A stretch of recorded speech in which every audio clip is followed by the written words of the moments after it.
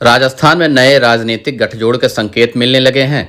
दरअसल बीजेपी के राज्यसभा सांसद किरोड़ीलाल मीणा के जयपुर में चल रहे धरने पर अचानक कांग्रेस के विधायक हरीश मीणा पहुंच गए। हरीश मीणा लंबे समय से अपनी पार्टी से नाराज चल रहे हैं और कई बार सरकार के खिलाफ बयान भी जारी कर चुके हैं। हरीश मीणा दौसा से बीजेपी से लोकसभा सदस्य रह चुके हैं। रोचक बात यह है कि उस चुनाव में उन्होंने किरोड़ीलाल मीणा को हरा दिया था। पिछले दिनों जब किरोड़ीलाल मीणा ने विधानसभा का घेराव करने के लिए दौसा से अपनी यात्रा निकाली थी तो उनकी यात्रा घाट की गुणी के पास रोक दी गई थी और वहीं बैठकर लंबे समय तक किरोड़ी ने धरना दिया। उस दौरान रोजगार और पेपर लीक के मुद्दे को लेकर वहां हरीश मीणा भी पहुंचे थे। उस समय भी एक वीडियो सोशल मीडिया पर वायरल हुआ था जिसमें किरोड़ीलाल मीणा ने हरीश का हाथ पकड़ते हुए कहा था, आप आ गए हैं ठीक है, अब सचिन पायलट आ जाते तो हम तीनों मिलकर चलते और बात करते। उस वीडियो और मौजूदा घटनाक्रम को जोड़कर देखा जा रहा है।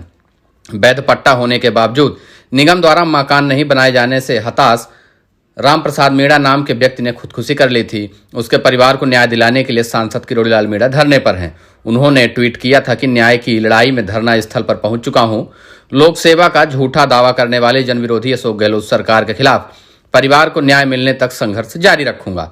सरकार भ्रष्टाचारियों के खिलाफ कार्रवाई कर राम प्रसाद जी के परिवार को सरकारी सहायता जारी करे। किरोड़ीलाल मीणा इससे पहले पेपर लीक मामले में सीबीआई जांच की मांग को लेकर धरने पर बैठे थे, लेकिन चर्चा न्याय दिलाने की नहीं, चर्चा इस बात की होने लगी है कि आखिरकार हरीश मीणा किरोड़ीलाल मीणा के धरने पर क्यों पहुंचे।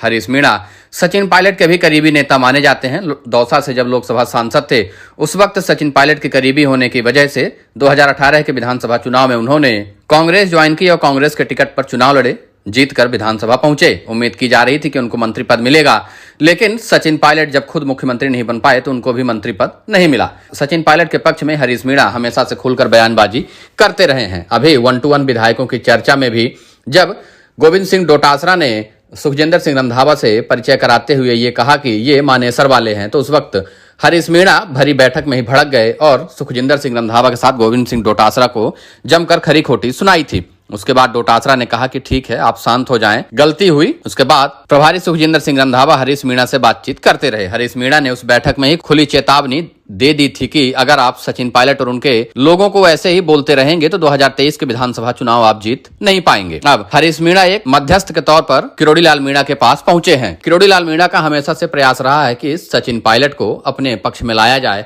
और एक तीसरा मोर्चा खड़ा करके राजस्थान में चुनाव लड़ा जाए। तीसरी ताकत बनाने में हरीश मीणा अब मध्यस्थ के तौर पर देखे जा रहे हैं। किरोड़ीलाल मीणा हमेशा से चाहते थे कि सचिन पायलट उनके साथ आएं और राज्य में चुनावों से पहले एक बड़ा गठजोड़ बन जाए, क्योंकि सचिन पायलट गुर्जर, मीणा और जाटों में तो खासा लोकप्रिय हैं ही, लेकिन गुर्जर और मीणा का गठजोड़ कराने में भी सचिन पायलट की अहम भूमिका थी।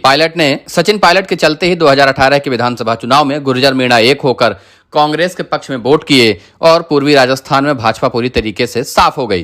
किरोड़ीलाल मीणा अकेले भाजपा को पूर्वी राजस्थान में जीत नहीं दिला पाए, जबकि सचिन पायलट ने पूर्वी राजस्थान में सभी सीटों पर लगभग जीत दर्ज करा ली थी। अब उसी गठजोड़ को आगे बढ़ाते हुए किरोड़ीलाल मीणा यह चाह रहे हैं कि सचिन पायलट, किरोड़ीलाल मीणा और हनुमान बेनीवाल का एक गठजोड़ बने जो गुर्जर, मीणा और जाट वोट बैंक को इकट्ठा कर राजस्थान की राजनीति में बड़ा परिवर्तन कर दे।